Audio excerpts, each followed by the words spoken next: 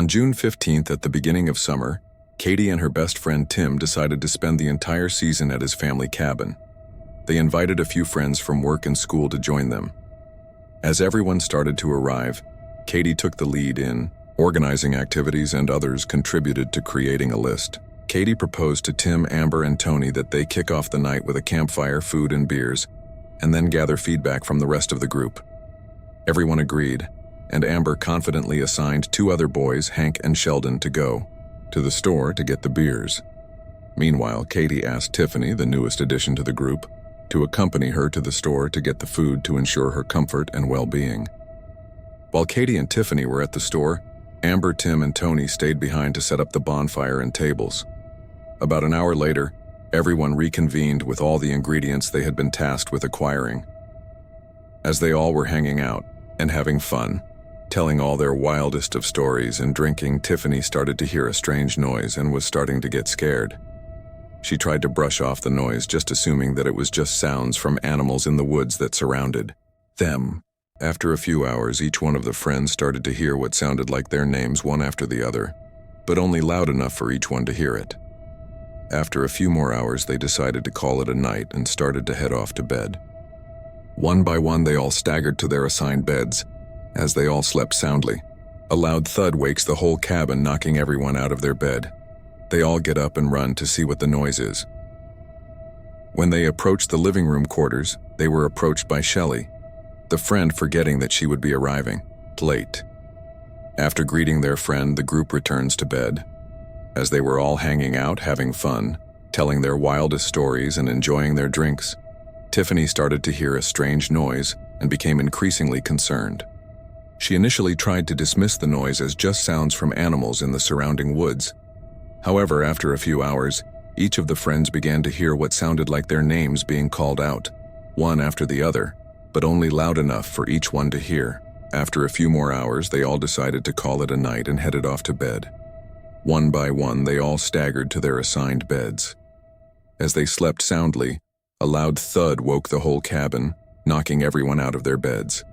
They all quickly got up and ran to see what the noise was. As they approached the living room, they were surprised to see Shelley, the friend they had forgotten, arriving late. After greeting their friend, the group returned to bed. In the morning, as the friends get ready for a day at the lake, Shelley finds an invitation pinned to the outside door. The invitation invites all the friends to a dinner party at a nearby mansion. Shelley takes the invitation to her friends, excited that they got invited to a mansion. As the friends all talked about the invitation and decided to attend a party, they called the number and sent the invitation back to the mansion. They started to get ready for their day. As they walked to the lake, they talk about what they would wear to the dinner party, as they have never had an invite before, let alone stepped foot in a mansion. As the day goes on and the friends spend time swimming and listening to music, Hank notices that Amber is not anywhere near. Hank calls his friends, informing them that Amber is missing. The friends gather up their things and go in search of her. They spend what feels like hours looking for her and decide to head to the cabin, assuming that she might have just gotten tired and gone to talk a name. When they enter the cabin, they find Amber standing in the middle of the living room in what looked to be in a trance-like stances. They approached her, call out to her, but she did not make a sound or ever turn in their direction. Katie puts a hand on Amber's shoulder, and Amber finally comes to and addresses her friends. Amber announced, "Oh, hey guys," then continued with a "What's wrong?" Katie said to Amber, "Did you not hear us calling out to you?" Amber said to Katie, "No, I was just so focused on what I found." Amber points to the dining room. Katie looks to where she is pointing, and as she walks towards the dining room, Katie sees what looks to be a few tall, dark figures. She walks closer and sees that it isn't a fugue, but clothing bags on a stand. Katie calls for the others, who come running in their direction. The friends look to see what Katie and Amber are pointing to and walk towards the bags. Each bag, as they looked, has name tags on them. Their names with instructions to not open until 30 minutes before the time of the dinner party. There was even a note telling them that there would be a car that would arrive to pick them up and a servant to help each one get ready. Each of them confidently takes their assigned clothing bag and heads to their rooms, placing their bag on their bed and staring at it. They start to prepare for the night when suddenly Tiffany hears a knock coming from the front door. She yells to Sheldon to get to the door. As he confidently walks down the stairs, he tells Tim and Tony to go with him. The two playfully tease Sheldon for not being man enough to go on his own. The trio reaches the door and confidently opens it, finding 7 servants standing there. Each of the servants confidently introduces themselves as servants of the mansion and offers to come in and assist them in getting ready. Sheldon confidently escorts the servants to their assigned guests. The servants go into the room, thank Sheldon, and confidently close the door behind them.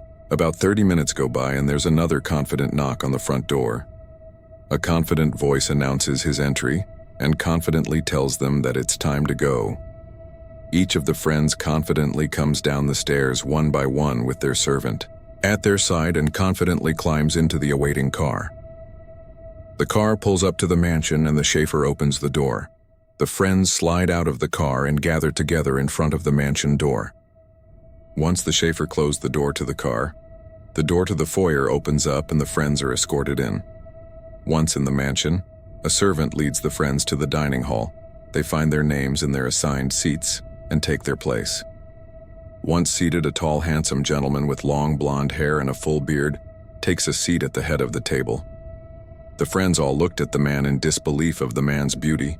His skin looked so shiny, so smooth that he almost looked majestic, angel-like. Then the servers brought out the first course. The servers said, "Tonight's first dish is lamb with steamed mixed vegetables drizzled with a basil goulash." But before we could start eating, the man clinked his glass and stood up and started to speak. The man said, "Good evening, my name is Sir Malcolm and I would like to first say thank you for coming to my home. I'm sure you are all wondering why you have been invited, and I will get to all that very soon. But firstly, I would like to say, Tim, the black suit with the hint of copper was a wonderful pick for you. I knew the softer shade of reddish orange was always your favorite color. Tiffany, your gown is a breathtaking violet color. You've always looked beautiful in that color. Sheldon, you have always been a very strong blue, and the darkest the better has never been a bad choice for you. Hank, you've always liked the flashing thing, quite the vibrant soul you are. Ms. Amber, always the belle of the ball when wearing pink, one thing that I have always loved about you. Tony, you have always shied away from who you have always been, an information most of the people around you don't know, so I wanted to put you in white to reflect your purity. And as for the beloved Katie, I draped you in green, the most royalist of emeralds, as you carry yourself with the most elegance and pose." The friends all look at each other in confusion. "Sir." Malcolm takes his seat and tells them all they may eat. As the friends slowly begin to savor their food, the servers bring out wine and the drinks start to flow. They let go of any doubts or questions. Then the servers remove the first dish and the second course is served. The server places the dish in front of each guest and announces, "The dish in front of you has been handpicked by the master of the house. Each dish is one of your favorite meals. Please enjoy." As they remove the cover, the friends are shocked to find something they have only ever had with someone they have truly loved but who is no longer alive. They have a perplexed look on their faces and fear spreads across a few of them, as it was information that had never been told to anyone, and they wanted to forever remember and cherish that day. Sir Malcolm again announces, "You may eat." The friends complied with the man's request and began to eat with hesitation. Once again, drinks were served, and this time the drinks got stronger. The friends let go of their worries as the conversation flowed, and everyone laughed and had a good time. Sir Malcolm stood up and asked their friends to follow him. They got up, took their drinks, and followed him to the reading room. Sir Malcolm invited the friends to take a seat or explore the room. As the conversation picked up, Sir Malcolm pulled aside one friend at a time for a one-on-one conversation to get to know them better. Each friend was taken to a different room, and Sir Malcolm announced that he would be back momentarily, closing the door behind him. He repeated this until all individuals were in their assigned rooms. As the fog began to clear from their minds, they realized they were not all together and had no recollection of how they got to their assigned rooms or how long they had been there. The atmosphere cleared as the friends heard the authoritative voice of an announcer warning them of an impending confrontation with unimaginable evil. Suddenly, a wall opened, and a demon emerged, prompting the announcer to challenge the friends to decide their fate. Each friend was then confronted by a Different demon in separate rooms with a wall of small TVs displaying their struggles. The commanding voice of Sir Malcolm, the master of the house, resonated through the intercom as the demons took their places. I'm sure you are wondering by now what is exactly going on. So let me tell you. The cabin is mine, and you all have come onto my property. I have been on this planet for over a century collecting the souls of everyone to come. You might ask why I would do something too cruel, and to answer that, I do it because I want to watch each individual suffer and ultimately die. Brings me the most pleasure. Sir? Malcolm began to laugh, the evilest and disturbing laugh, as he was already getting enjoyment. Out of nowhere, the lights on Tony's camera are cut off and his room is pitch black, then screaming. You can hear Tony crying and the fear in his voice. The lights cut back on, and Demon, who was in Tony's room, has him in his hand. The demon speaks some things in a language that is only clearly known to the thing it was talking to, and in a blink, sir, Malcolm appears and bites Tony. Before taking his leave, sir, Malcolm says something again in this unknown language, and before disappearing, sir, Malcolm announces, no blood is quite purer than the blood of a virgin. Then the demon rips Tony apart. Then Sheldon starts to mumble, oh no, please God, no. The lights start to flicker, and Sheldon is seen running from corner to corner as if a game of cat and mouse is happening. The lights stop flashing and Sheldon stands still. A demonic laugh heard as the shadow falls on Shelley. The demon cuts her neck and places a cup under her tilted head, and the cut fills Shelley crying and pleading with the demon. Then another laugh, as the demon levitates Shelley's body, and then an explosion. Sir, Malcolm then appeared, taking the glass of blood and drinking it, then again disappearing. As the friends continue looking at the camera, in one room the image changes almost as if it was capturing the entirety of the room. The door opens and the camera changes direction and zooms into the door. A shadow is seen slowly moving to the door. It's Amber. She approached the door and slowly peeked, her head out, when it looked as if the coast was clear. Amber stepped through the door, and then another door stood in front of her. She opens it, walks through the door, takes her to Sheldon's room. She runs to him, hugging him so tight once she lets go, a rope drops itself around their necks, pulling them up, and they hang, gasping for air, and their faces turning blue. The demonic figure appears, placing one hand on both of their feet, slowing, pulling down on them until their bodies, slowing, start to rip off their bodies. As the bodies fall to the ground, lying in a puddle of their blood, the demon makes a call summoning Sir Malcolm. When he appears, the demon scoops up the blood one at a time, feeds the blood to him, and then makes his way out the room. After the deaths of Amber and Sheldon, a little time passed and things were quiet. Not sure of the time of day, a sound came from the intercom. It was Sir Malcolm's voice. He began by saying, it appears to be late at night, and if my assumptions are correct, everyone might be hungry. He finished by saying, this is a moment of despair, and food will be served in the dining hall in 30 minutes. I suggest that everyone make haste. Then the intercom disconnected. A few minutes went by and the doors opened. From the looks of everyone's cameras, no one had moved from the spots they had taken. Then Sir Malcolm's voice came on overhead, stating that this would be everyone's only chance for food. If not, the doors would close and everyone would die in their standing place. As each person makes their way to the dining hall, they are welcomed by the amazing smell that fills the air. They take one look at each other and continue forward. Upon reaching the dining hall, they find the room elegantly lit and the food mesmerizing and beautifully presented. The friends sit down at the table and, with some hesitation, begin to reach for the food. They indulge themselves, eating as if it were their last meal. Suddenly, they hear Sir Malcolm's voice over the intercom. He admits that he's glad the four of them trusted him, but he confesses to having ulterior motives. He reveals that he has added poison to some of the food and hopes that they choose wisely.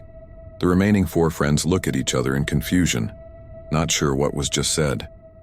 Hank sits down in one of the chairs, staring off into what looks to be the abyss. All of a sudden, Hank gets up and starts walking, leaving the other friends in confusion as they look around, not sure what is going on. Then he started to talk, but nothing was in front or around him. Then he says, I have a plan. As each person makes their way to the dining hall, They are welcomed by the amazing smell that fills the air. They take one look at each other and continue forward. Upon reaching the dining hall, they find the room elegantly lit, and the food mesmerizing and beautifully presented.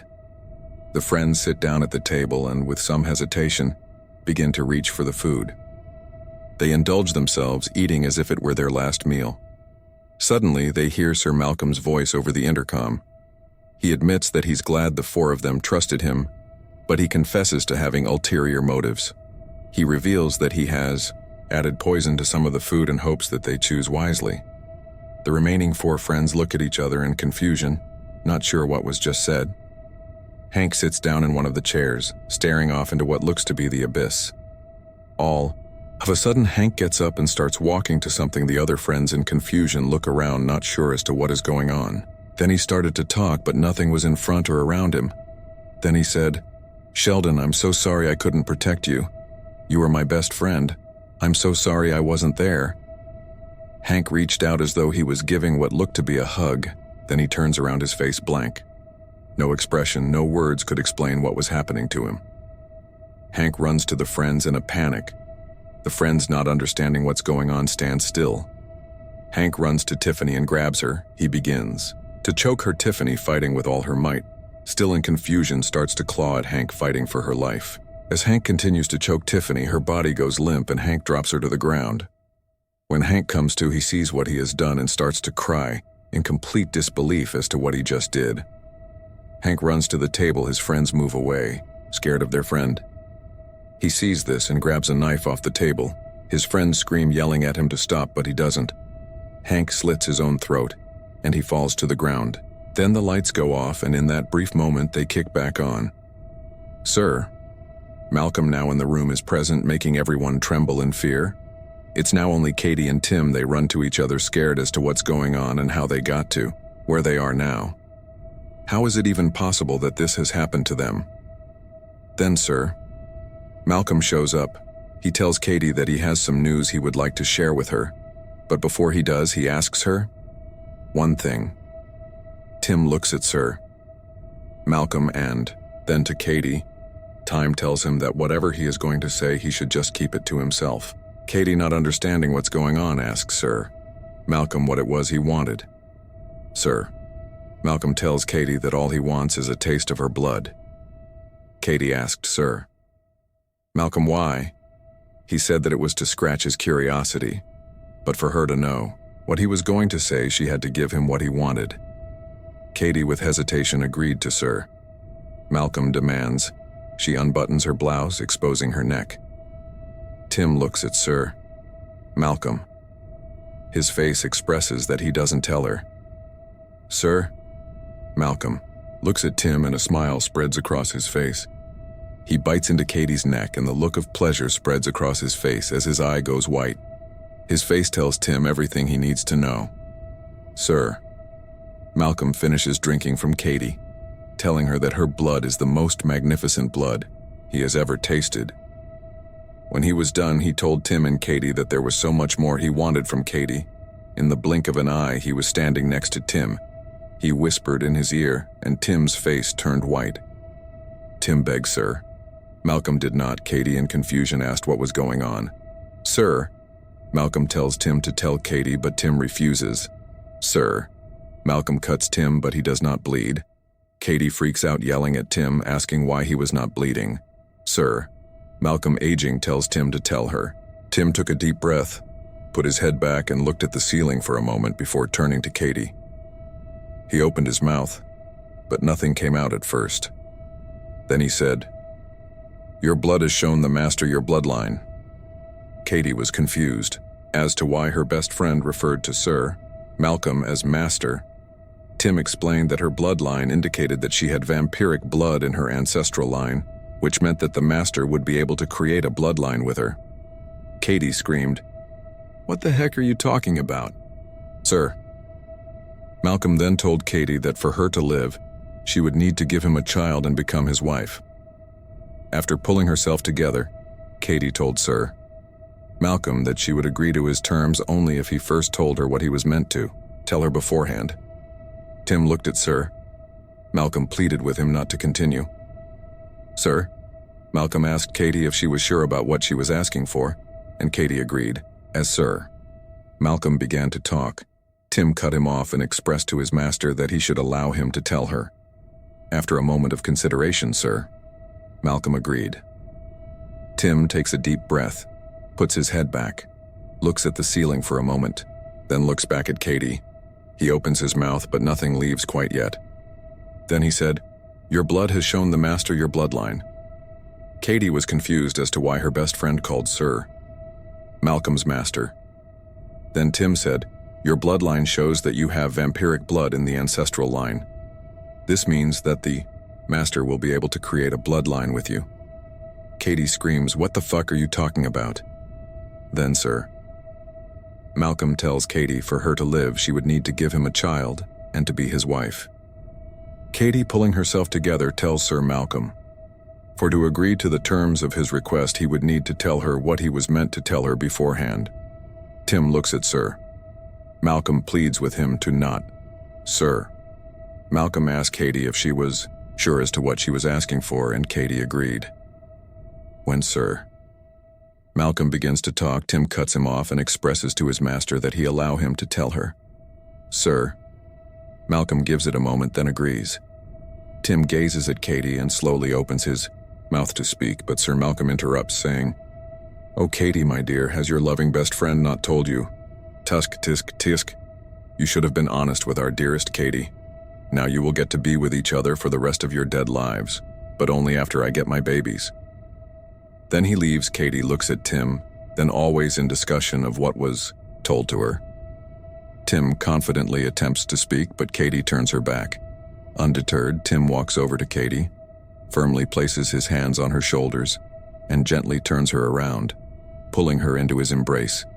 He holds her tightly and expresses his deep regret, assuring her that he never intended to cause her harm. As his best friend, he was unaware of Sir Malcolm's intentions. Katie, visibly upset and furious, begins to cry and scream at Tim, demanding to know how and why this happened. Tim tells her he's not sure how or when everything happened. He only remembers his parents saying things here and there, but never anything actual, except one time they told him that a time would come and that there would be nothing anyone would be able to do about it. They told him that their family carries a curse and has carried it for thousands of years, and that essentially, this thing owns their family's soul, even at birth. Then Sir Malcolm reappeared. He's walking towards the two friends. Tim whispered to Katie to kill him when the time was right, and to try to get a message out to his parents so that their bloodline would be known longer. Sir Malcolm confidently approached Tim and Katie, directing them to follow him without hesitation. They eagerly complied, intrigued by what awaited them. He led them into an elegantly decorated room where his staff was ready. With a sense of excitement, he proclaimed that he had orchestrated a spectacular evening and wished for them to prepare accordingly. Servants swiftly presented a selection of exquisite masquerade ball gowns, each more stunning than the last. Despite the unusual situation, Katie and Tim were undeniably captivated by the striking beauty of the dresses. Taking Katie's hand firmly, Tim declared his love for her as they walked toward the staff. Once they were ready, they stepped out together, and Katie gracefully moved toward Tim. Clad in a gown as white as a swan, adorned with shimmering gold flakes, she exuded confidence and elegance. Tim, thoroughly enchanted, embraced her tightly, reiterating how breathtaking she looked before stealing a kiss. As they lingered in the moment, the unmistakable sound of footsteps approached. Tim rested his forehead against Katie's, sharing a quiet connection until Sir Malcolm cleared his throat to announce his presence. Leaning in close, Tim whispered to Katie, "Remember what we discussed." As they confidently walked through the opulent mansion, they arrived at a striking golden door that demanded their attention. With a decisive push, the door swung open, revealing Sir Malcolm, energetically, hosting a ball to celebrate his upcoming marriage. Sir Malcolm firmly took Katie's hands and they began to dance, fully immersing themselves in the vibrant atmosphere, savoring drinks while the conversation flowed abundantly. After a time, Katie asserted her desire for a moment alone with Tim before the evening drew close. Sir Malcolm, recognizing the importance of her request, graciously allowed it. Without hesitation, Katie confidently crossed the buzzing ballroom, her eyes locking onto Tim's as he approached. She candidly stated that this last dance had been granted to her as a purposeful courtesy before her marriage to Sir Malcolm, transforming this moment into one she would always remember. As the two friends danced their way around the ballroom, Katie leaned in and shared an unusual idea with Tim. They could find a way to take charge of their night. She suggested that when they approached the tables with food and utensils, she would discreetly pick up a knife. On their second pass, they would work together to ensure they both had one, reinforcing their plan and commitment to each other. When the moment arrives for Sir Malcolm to announce his plans, they will spring into action. Together they will plunge their knives into each other, choosing to die side by side. Tony, though initially taken aback by the proposal, ultimately decides to embrace Katie's bold plan. After a lively few rounds of dancing, Sir Malcolm took the opportunity to make an important announcement, bringing the festivities to a pause. Katie and Tim decided to refresh themselves with a campaign flute, demonstrating their initiative. The moment then shifted to Katie as Sir Malcolm expressed his intention for her to become his wife. He invited her to join him, signaling the yow, beginning of a new chapter in their lives together. Katie and Tim walked confidently towards Sir Malcolm. As they approached, Tim intentionally released Katie's hand, prompting a look of confusion on her face. With a decisive nod, Tim communicated his intention, and Katie quickly grasped what was unfolding. When she reached Sir Malcolm, he took her, hand firmly. Just as the moment was about to unfold, Tim stepped forward, announcing that he had a quick announcement to make before they officially became one. Sir Malcolm's face reveals a flicker of annoyance, but he allows Tim to speak, fully aware that this is the last time he will see his beloved. With purpose, Tim strides over to Katie and takes her hand. He finishes his story confidently and pulls Katie into a firm hug. At that moment, Tim leans in and whispers to her. Now, they drive their blades deep into one another, piercing their hearts. When Sir Malcolm becomes aware of the situation, he swiftly approaches Katie, lifting her in a moment of urgency. In his desperation, he attempts to bite her, but Katie has ventured too far beyond the point of no return for even his vampiric blood to have an effect. She leans in and whispers to Sir Malcolm, "I will never be yours, not in this life and certainly not in the next. There is no lasting end for you, nor me allowing you to take my will, life, or body." She looks over to Tim's limp, lifeless body. He is the last thing she is to see as the life dissipates from her eyes. "Sir." Malcolm is infuriated with Katie's ungratefulness, takes her body, burning it and submerging it in the bottom of the ocean, for if he could not have her, no one ever will. As for Tim's body, his body is taken and placed on the other far end of the world opposite Katie's. Soon, Sir Malcolm and his mansion started to disappear from any form of what history would be there. Or so that's what he wants everyone to think. I didn't have what others would call a happy childhood. I think most would believe my life was outright terrible, and I'd have to agree. I had my issues, ones I didn't talk about at school or to other family. Things I hid for the longest time, to avoid ever really dealing with. And that's because when I was a kid I was beaten. Every opportunity my stepdad got when my mother wasn't home, he'd beat the ever-loving shit out of me. My only real saving grace was that he'd never do it when my mother was home. His torture would just be psychological then.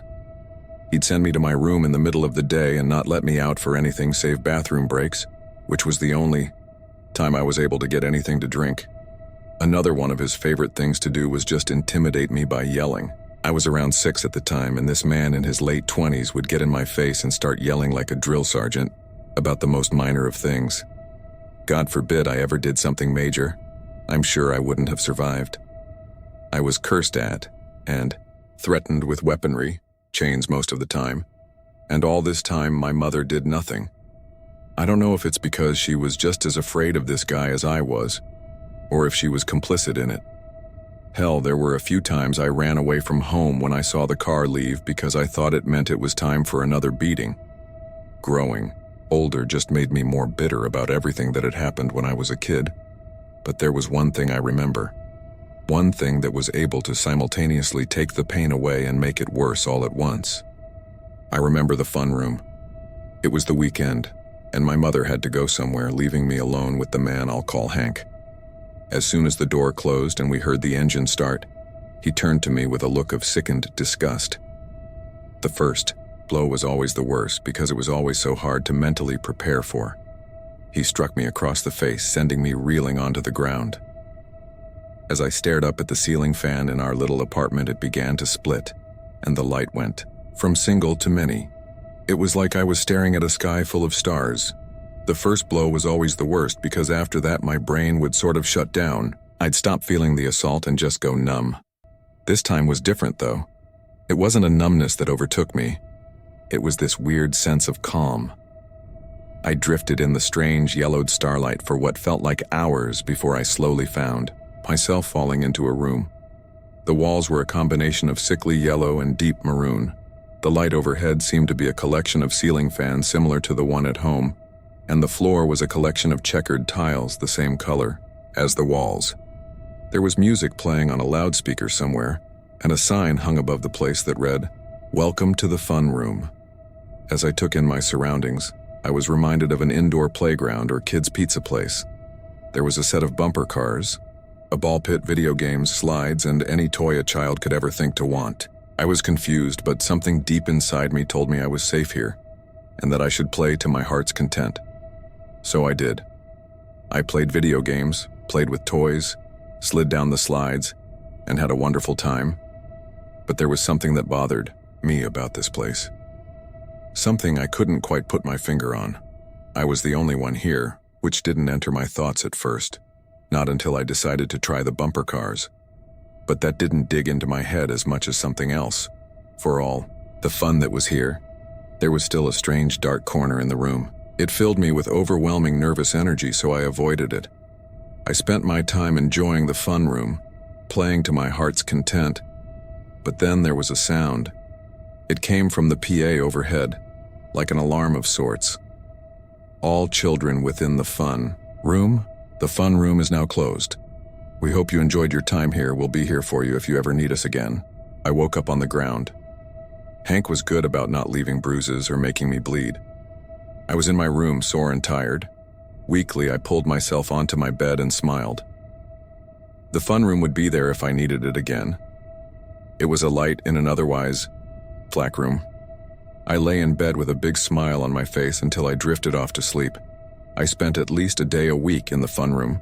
It was my little slice of heaven, my only escape from the agony of my stepfather's beatings. Something was wrong, though. Every time I went, I was the only one there, and I was beginning to grow bored. Strangely, as if the room itself could sense my restlessness, things began to change. They were minor at first, different games and music and slight changes to the ball pit and playground. Then one day Hank disappeared for a while. When I asked my mom about it, she said he had done something bad and went to jail for it. That was all there was to it. I thought he was out of my life, but Mom would visit him once a month, and he'd send me cards. Admittedly, he was a great artist, and I thought it was cool to have someone drawing personalized pictures for me. I had almost forgotten about the violence, but it always festered in the back of my mind like an infected wound. That's what he was to me. An open sore that'd never truly heal. One that scabbed over my ability to trust any parental male figure. Part of me prayed my mother was done with him, but I had a brother, and his father was Hank. I'd never truly be away from him. I shouldn't have been surprised when I came home from school to find him in our house again. I shouldn't have been surprised when my mother had to leave and he laid into me. I shouldn't have been surprised when the world started spinning again, but I was. I was surprised by all of it because it had been nearly a year since I had visited the fun room. Yet there I was again. Dull yellow and maroon walls, music playing on the PA system. But something was different. There was laughter, and as the world became clearer, I saw them. Kids playing on the rides, enjoying the video games, and running around the playground without a care in the world. It was like the room had listened and opened itself up to others so that I could have people to play with. I ended up playing with a few of them more than the others. Jaime, Samantha, and Peter. They told me the fun room had brought them to play as well, that their lives away from here were full of bad people who did bad things to them. To me, that settled it. I didn't make this place up. It found me.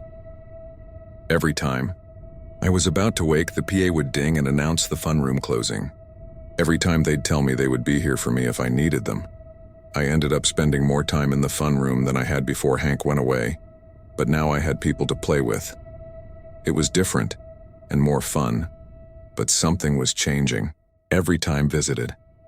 I didn't notice it at first, it was subtle, but as my visits continued, the dark corner in the room became larger and larger.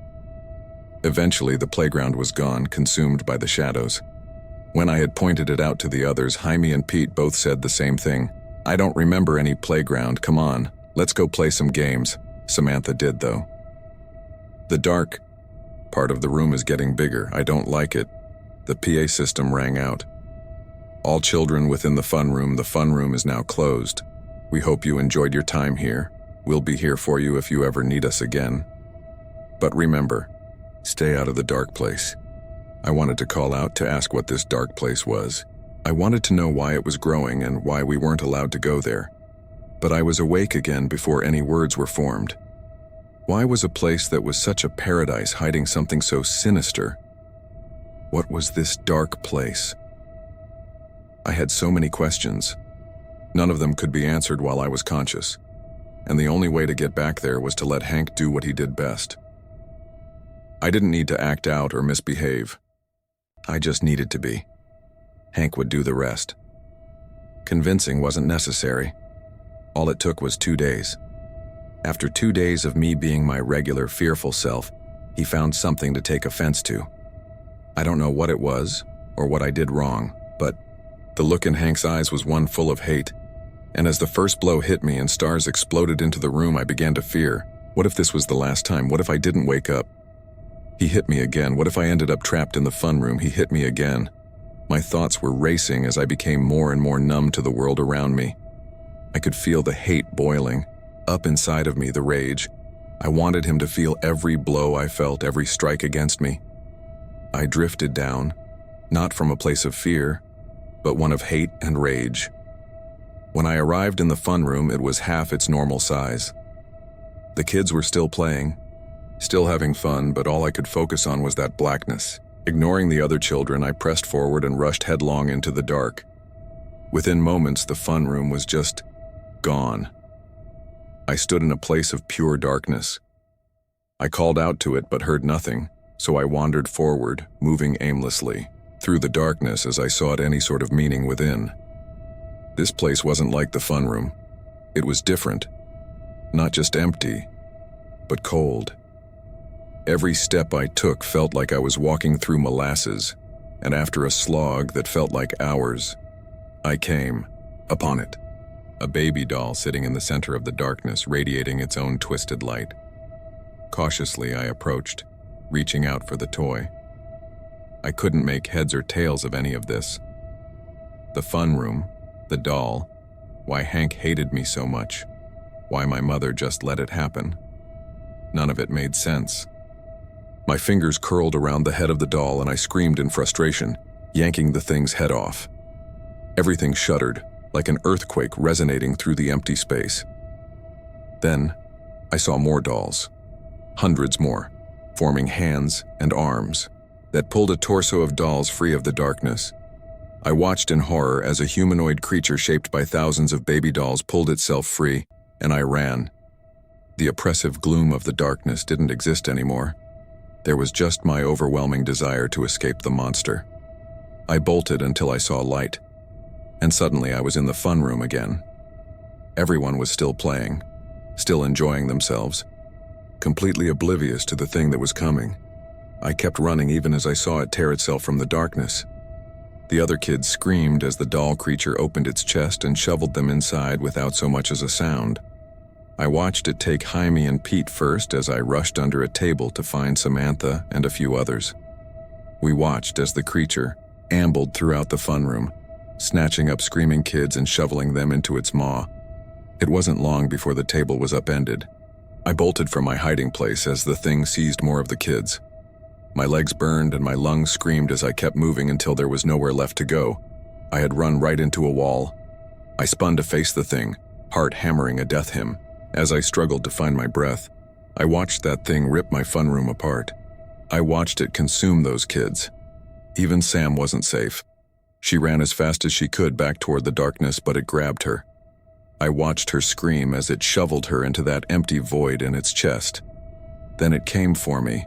It rushed forward, the mouth in the center of its torso roaring silently. There was no place for me to run. I felt thousands of tiny plastic fingers wrap themselves around my arm, felt my arm loosen in its socket, and I felt the bone break.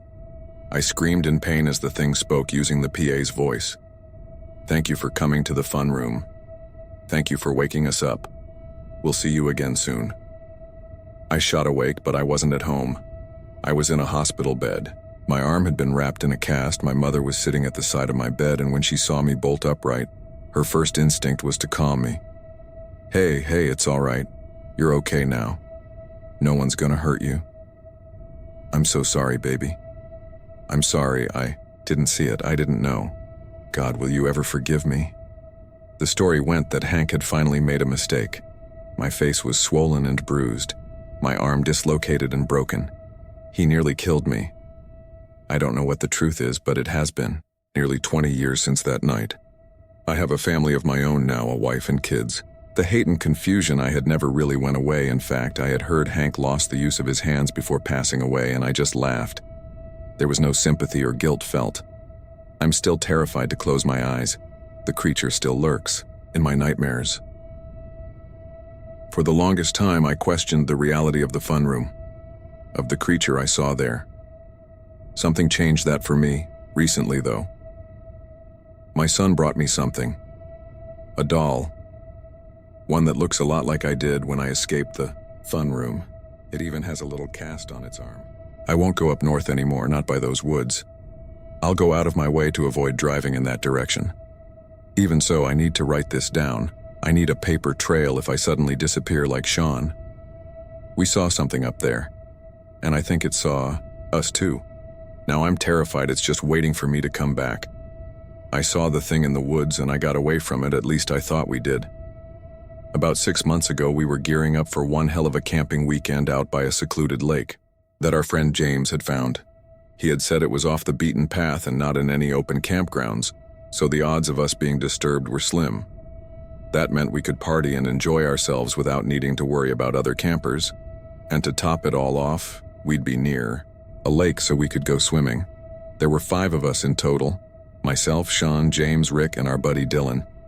We had piled into 2 cars with our camping gear and began the trip north.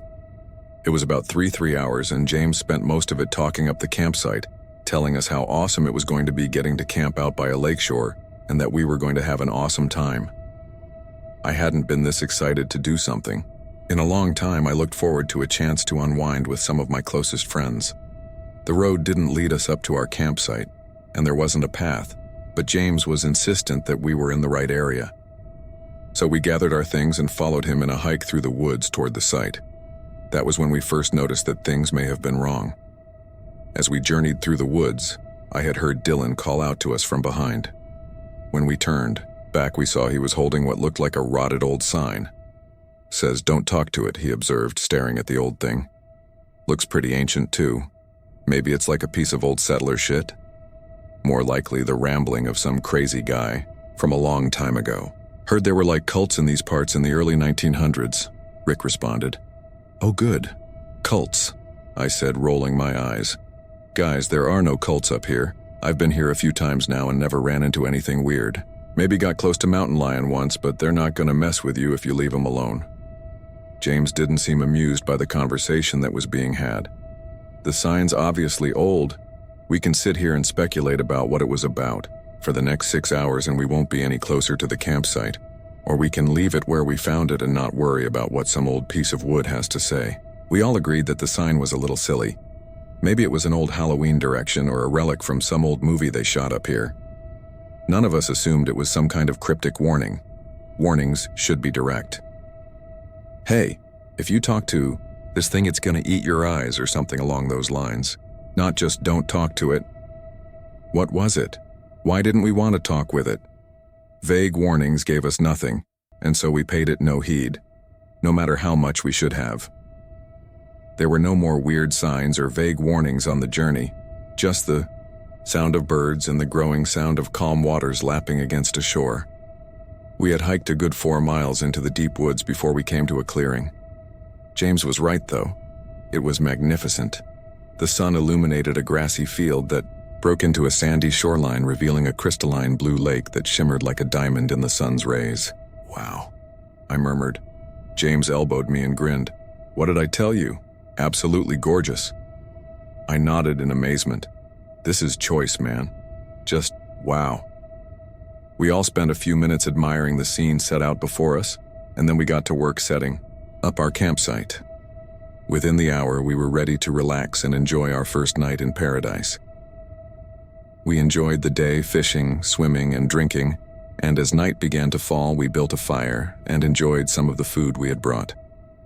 We spent the night exchanging creepy stories and getting drunk. When James's turn rolled around, he brought us all in close, shining the flashlight under his chin. "You guys ever hear of the thing in the woods?" he asked, and as we all shook our heads, he grinned. "There's stories that float around these parts of a monstrous creature that roams the woods at night. It speaks using stolen voices to draw out unwary travelers. Then it tears them apart, stealing their identities and leaving behind nothing but a pile of gore. Legend says the creature can speak as anyone it has taken, that the only way to survive an encounter with it is to ignore it completely. Never, ever acknowledge it." Something clicked as he told this story, and I muttered, "Don't talk to it." The others looked at me as James smiled. "That's right. Don't talk to it. Don't look at it. Pretend it's not there, because the moment you acknowledge it, the moment it knows you know it's there, it will take everything from you. Like the sign," I said warily. "I did say it was a local legend, man." James replied with a smile. He said nothing else, handing off the stick we were using to determine whose turn it was to tell a story to Dylan.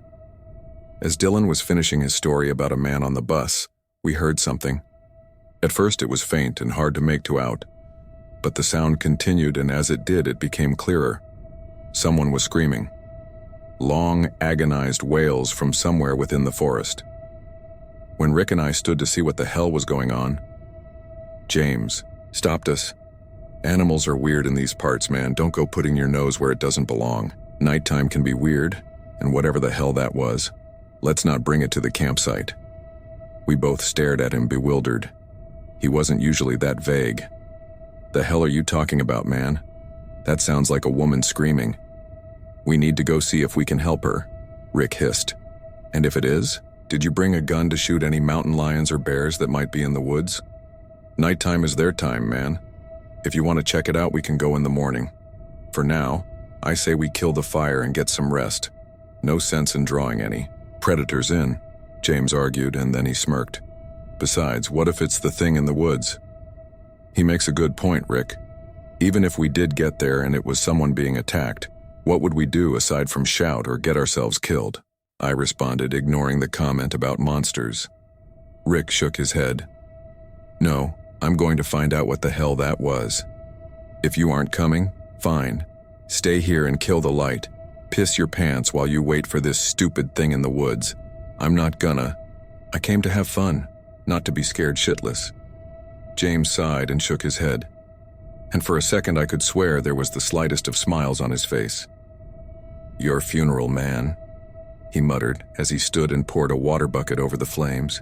In the moonlight, he looked to the rest of us. "Get some sleep, guys." Rick growled and grabbed a flashlight from his tent. "I'll be back," he said bluntly, stomping off into the woods. We weren't about to let our friend go out into the dark alone, and the rest of us followed suit.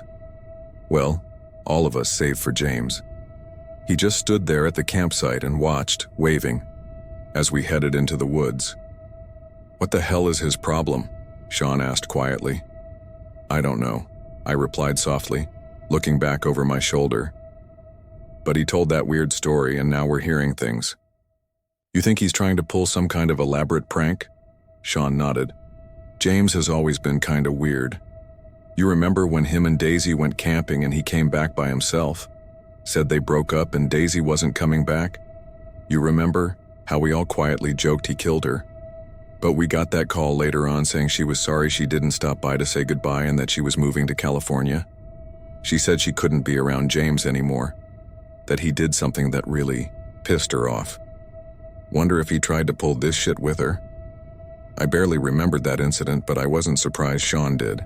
He and Daisy were always really close, and he must have been pretty upset that she didn't come by to talk about what had happened.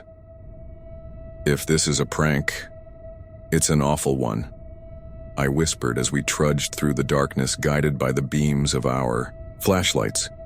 Then we heard the scream again, louder and clearer than we had before. Rick burst into a sprint, heading off into the direction of the screams. We followed him, ducking under low branches and jumping over roots.